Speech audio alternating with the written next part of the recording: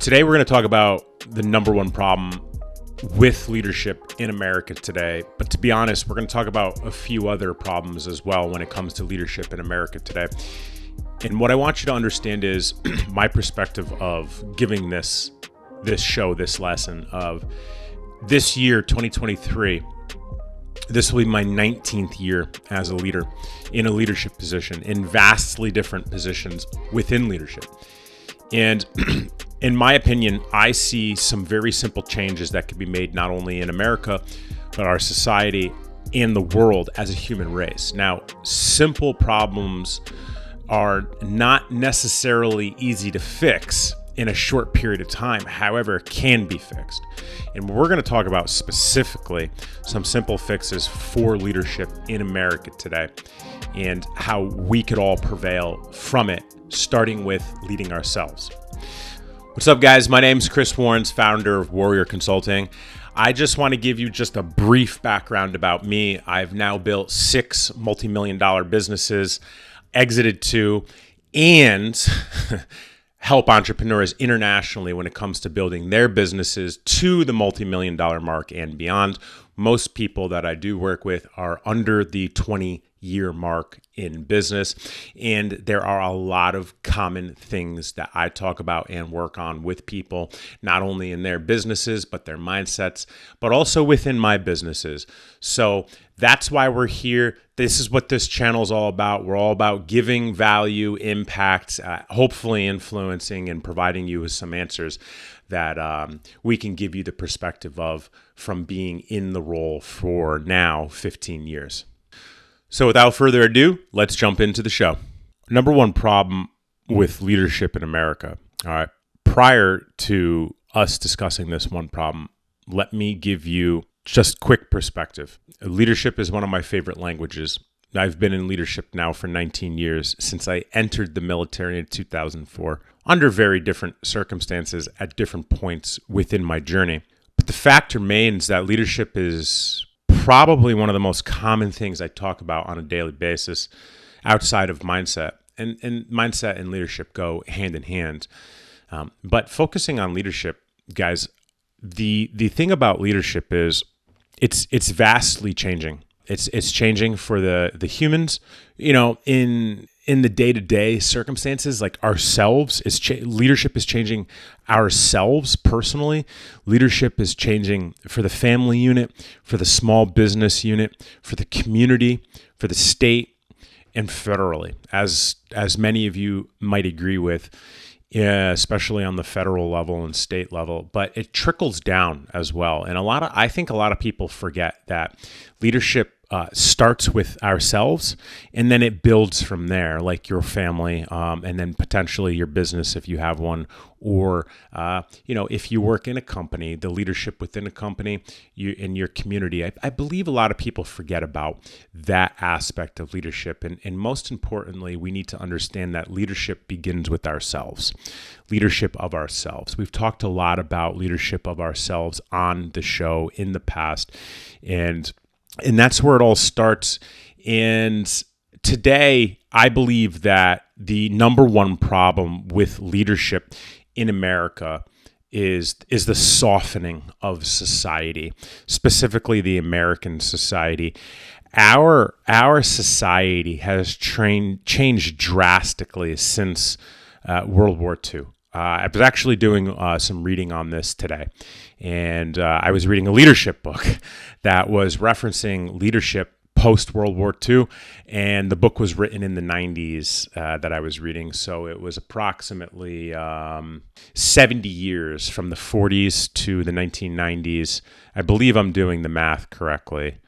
No, I'm not doing the math correctly. It's 50 years, all right? But the point that I'm getting at here is leadership has been changing and our society has been changing. And everyone knows that the great generation from, that they were born, I believe, in the 20s, the 30s. They went to the war in the 40s. The Great Generation was the last tough generation. Now, I'm not knocking the baby boomers since. I'm not knocking Gen X. I'm not knocking millennials. I'm not knocking Gen Z. What I'm saying is they were the last great tough generation. And since then, we've had several generations, and it seems as though each generation is getting softer and softer and softer and softer. And just to kind of bring it full circle for a second to not forget about, the number one problem in leadership in America today is the softening of our society. It is very rampant, the expectations of what our media determines as important. It's very rampant what our expectations of our government believes is important. And then even on a social media level, it's very rampant what people think are important. And there's this overpowering sense of softness. And to be honest with you, softness is needed. It definitely is needed as a leader to be deployed in situations. However, when you have an entire country and an entire society that has gotten softer over generations and has gotten to the point to where the entire country operates off how other people feel.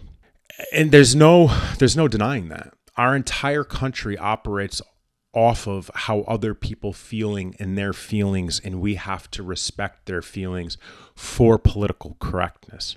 I personally believe that political correctness is a way of silencing us and our opinions. I believe that political correctness is just a dictator jargon to soften the truth and focus on feelings in many cases, including when it comes to leadership.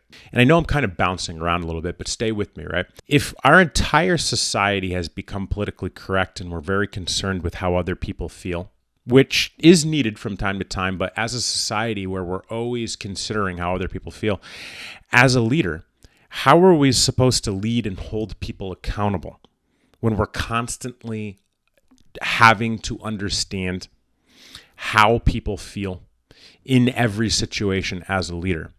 And the polarity is, as a leader, you do have to understand how people feel. However, in a macro perspective, as a leader, when our entire society operates off how people feel, where is the threshold of holding other people accountable for their actions? Using our federal government as an example, and most of you that watch me know how I think of our current president. I do believe that he does have some good. The people behind him do have some good things, for lack of description. You know, I'd be hard pressed to really say the good that this presidency is actually doing. And listen, you could disagree with that. That's perfectly fine. You might think that this presidency is doing great things. And if that's your perspective, that's fine. I don't disagree with your perspective. I just see things differently. And in this case, we have our leadership, specifically at the White House of the federal government, that doesn't take responsibility for anything. They're always pointing the finger. I'm pretty in tune with what's going on nationally and internationally, and something that I've noticed not only in America but worldwide, the leaders of the world do not take responsibility for their actions. And there's a very basic trait within leadership, which is ownership of everything that you touch as a leader. So when you have, let's say in this case, the Speaker of the White House constantly pointing fingers and not taking responsibility for anything, and let's say you have your Joint Chief of Staff constantly pointing fingers and not taking responsibilities for anything, and let's say you have a president that's constantly pointing fingers and not taking responsibility of anything, from a 2-decade leadership perspective, when you lack the ability to take responsibility and or hold others responsible because of the macro perspective of our country, specifically in the Western culture and the American society becoming so soft. I personally believe that that is the number one problem with our leadership in America today, is the softening of our society has dictated no ownership and not being able to hold others accountable for their actions when that trickles down to you, your family unit, your business, your community, and the state specifically. When you have people on a grand scale that are leaders and they do not have the capacity to take responsibility for their actions or their orders, and then can't hold others accountable for their actions, it trickles down to a soft society that is concerned about how people feel at all times rather than taking responsibility for actions and holding others accountable. And there's this polarity between leaders lacking soft skills as well. With this softening of society, leaders also tend to be caught up in feelings and political correctness rather than understanding soft skills and how they work to actually lead people, like using kindness, candor, empathy, patience, self-awareness. And these soft skills, I find that you could look at anyone on the federal level, they don't embody it. And then when you trickle it down to coming across people, average day-to-day people, middle America, husbands, wives, they're leaders of their family, they don't have soft skills. And I believe the softening of society is the number one issue when it comes to leadership in America today in 2023. And I believe that if it was actually wanted to change, if people actually wanted to change, the first step would be to take responsibility for your actions personally, and then hold other people accountable in your life. And you'll get a lot of pushback from it. But if our entire society wanted to change and wanted strong leadership and wanted to actually progress as a country in generations to come rather than demolish our country in generations to come, for example, putting masks on children while they should be socializing at 4, 5, and 6 years old, they've completely lost their socialization skills. And when I say destroying generations, that's exactly what I'm talking about. I believe that it's unfortunately being done and continues to be done purposely. And I believe the softening of our society has been purposeful. You know, the answer is not to go straight to a dictatorship. The answer is to work on ourselves personally, and hopefully in 2024 on the federal level, replace our career politicians that don't have any concept of leadership with leaders. And what I can tell you is, for myself personally, experiencing it at the state level when I ran for the House of Representatives in Connecticut, coming in as a strong leader, the rest of the politicians that I dealt with did not like it. They did not like the leadership that I possessed and made it very clear that it was not welcome. And that is a big problem. That's just at the state level, not only the personal or community level.